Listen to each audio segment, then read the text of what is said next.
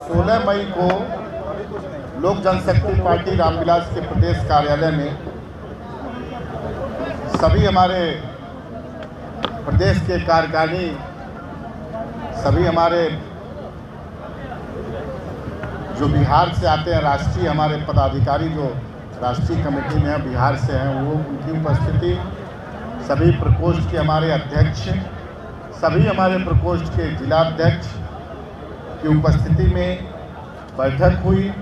उसमें 10 प्रस्ताव पार्टी के द्वारा लाया गया, जिसमें गरीब और पिछड़े वर्गों के सामाजिक आर्थिक अधिकारों की रक्षा, भारत की सशस्त्र सेनाओं को सम्मान और समर्थन, वामपंथी अराजकता का विरोध, बहुजन भीम समाज में बड़े नेता के रूप में राष्ट्रीय अध्यक्ष एवं केंद्रीय मंत्री चिराग पासवान जी की सक्रिय भागीदारी और भविष्य की जिम्मेदारी, बहुजन भीम संकल्प समागम, बिहार विधानसभा चुनाव 2025 की स्वतंत्र पहचान के साथ भागीदारी, गया में अंतर्राष्ट्रीय हवाई अड्डे का नाम भगवान बुद्ध अंतर्राष्ट्रीय हवाई अड्डे का करना, निजी क्षेत्र में नौकरियों में आरक्षण का प्रावधान, श्रद्धेय पद्म भूषण स्वर्गीय रामविलास पासवान जी का मरणोपरांत भारत रत्न देने की मांग, स्वर्गीय रामविलास पासवान जी की प्रतिमा लोकसभा में प्रतिमा में तैलचित्र लगाने की 10 मांग पार्टी द्वारा लाई गई। पार्टी के हमारे सभी जो सम्मानित नेता यहाँ थे, सबने इसका समर्थन किया है और यही आज का मुख्य विषय है। और भी हमारे प्रभारी बिहार के अरुण भारती जी, हमारे उल्लास पांडे जी, संसदीय बोर्ड के हमारे प्रदेश के प्रधान महासचिव संजय पासवान जी, बहुत सारे सम्मानित हमारे नेता, झारखंड से भी हमारे माननीय विधायक आज हम लोग के अतिथि हैं, भी आए हैं। तो ये मूलतः इस पे हुई और भी कार्यकर्ताओं ने, नेताओं ने अपनी बात को रखा और लगभग ये मीटिंग 11 बजे से चालू है। अब हम आप लोगों को ज़्यादा टाइम नहीं देते हुए अपने प्रभारी को से मैं आग्रह करता हूँ कि आपकी बात को जवाब और कुछ अपनी बात। हेलो साथियों, आज की कार्यकारिणी की बैठक में पार्टी की तरफ से 10 प्रस्ताव लाए गए और ये 10 प्रस्ताव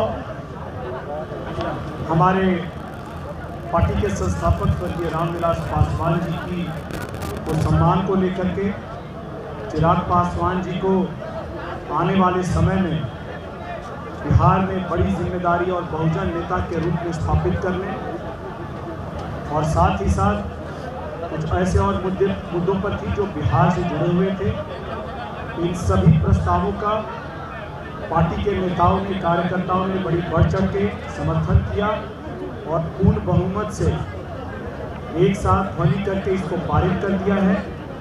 इन सारे प्रस्तावों को अलग अलग जिलों में, अलग अलग कार्यकर्ताओं में बिहार में हर जगह प्रसारित किया जाएगा और हमारे जितने भी कार्यकर्ता हैं, हमारे नेता हैं, इन्हीं सारे प्रस्तावों को आगे लेकर के बिहार विधानसभा के चुनावों की तरफ बढ़ेंगे।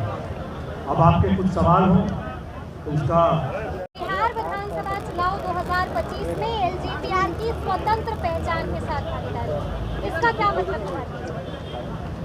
इसका मतलब है कि हम लोग गठबंधन में हैं, गठबंधन की मर्यादाओं और सीमाओं में हैं। इसके बावजूद जो हमारी पार्टी की एक स्वतंत्र छवि है, जो पहचान है, जनता में जो इसका सम्मान है, हम उस सम्मान को खोने नहीं देंगे। और आने वाले चुनाव में हमारे जितने भी नेता हैं, हमारे कार्यकर्ता हैं, हमारे जो भी उम्मीदवार होंगे, हम जहां भी चुनाव लड़ेंगे, गठबंधन की मर्यादा के साथ साथ इस छवि को, इस आइडेंटिटी के प्रतीक को भी हम संरक्षित करेंगे। ये हमारी पार्टी का एक प्रस्ताव है। क्या इस बैठक में चिराग पासवान विधानसभा चुनाव लड़ेंगे, इस पर भी सहमति बन गई है? हम लोगों ने ये कहा है इस प्रस्ताव में कि चिराग पासवान जी की, क्योंकि हमारे नेताओं की, कार्यकर्ताओं की, और बिहार में जहाँ भी मैं गया हूँ, जिस भी जिले में, प्रखंड में, पंचायत में, गांव में, गली में, नुक्कड़ पे, सभी जगह से ये मांग आ रही है कि चिराग पासवान जी को एक बड़ी भूमिका बिहार चुनाव में और उसके बाद संभालनी चाहिए। तो हम लोगों ने एक प्रस्ताव दिया है कि इस बड़ी जिम्मेदारी के लिए उनसे आग्रह किया है। अब हम उनके जवाब का इंतजार करेंगे और उसके हिसाब से ही हमारी आगे की रणनीति बनेगी। सर आपने कहा है कि बड़ी जिम्मेदारी के साथ साथ बहुजन नेता के रूप में स्थापित होने की, तो क्या लग रहा है कि बहुजन नेता के रूप में अभी तक चिराग पासवान बिहार में स्थापित नहीं हुए और बड़ी जिम्मेदारी क्या होगी? देखिए, अभी तक चिराग पासवान जी को सिर्फ एक छोटे दायरे में आप हमेशा दलित नेता के रूप में प्रचारित करते रहे हैं। आप पूरा का पूरा हिंदी बेल्ट पकड़ लीजिए, आप एक समय याद कीजिए कि ऐसे नेता जिसकी हर समाज में बहुजन में जहां उनकी स्वीकार्यता थी, ऐसे नेताओं के तौर पे अगर कोई नेता आज के दिन में उभर रहे हैं तो चिराग पासवान जी हैं। इसके बावजूद कई हलकों से, कई जगह से ये खबर उठती है, ये आवाज़ आती है कि नहीं, चिराग पासवान जी बस छोटे तबके के नेता है। हमारा ये प्रयास है कि चिराग पासवान जी के नेतृत्व का दायरा जो है, अब उसको जो भी लोग छोटे दायरे में बांध के रखना चाहते हैं, उससे निकाल करके इस दायरे को बड़ा किया जाए और उसमें समाज के हर तबके को, हर बहुजन को सम्मिलित किया जाए। लेकिन राहुल गांधी बिहार आ रहे हैं और बिहार आते ही उन्होंने बहुजनों को साधने की कोशिश की है। अंबेडकर छात्रावास में अनुमति नहीं मिलने के बाद भी वहाँ पर उन्होंने अपना कार्यक्रम रखा। बिल्कुल, देखिए, राहुल गांधी तो पॉलिटिकल टूरिस्ट हैं, हमेशा बिहार आते हैं सिर्फ घूमने के लिए और उनका जो भी काम होता है सिर्फ और सिर्फ कैमरे के लिए होता है।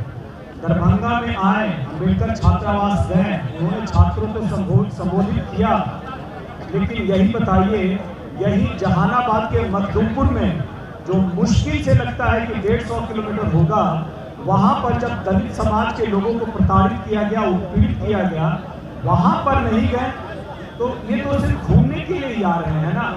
और आप मुझे साथ में ये भी बताइए कि जो बार बार राहुल गांधी आते हैं, दलितों की बात करते हैं, चले जाते हैं, क्या ये जो न्याय बिहार में देने आए हैं, जहां उनकी सरकार है तेलंगाना में, वहां न्याय क्यों नहीं देते हैं?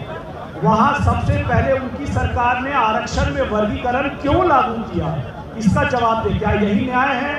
वहां पर दलितों को, वहां पे बहुजनों को 12 लाख रुपए मिलने थे व्यवसाय शुरू करने के लिए। राहुल गांधी एक व्यक्ति का नाम बताया तेलंगाना में जिसको ये 12 लाख रुपए मिले हैं। क्या यही न्याय है? वहां पर दलितों को, बहुजनों को आवास बनाने के लिए 6 लाख रुपए मिलने थे, कितने लोगों को मिला है? और अगर नहीं मिला है तो आप बताइए, क्या ये न्याय है? वहीं पे भूमि पट्टे में और अनुबंध में दलितों को और बहुजनों को 28% आरक्षण मिलना था, कितने लोगों को मिला है? अब नहीं मिला है तो क्यों नहीं मिला है?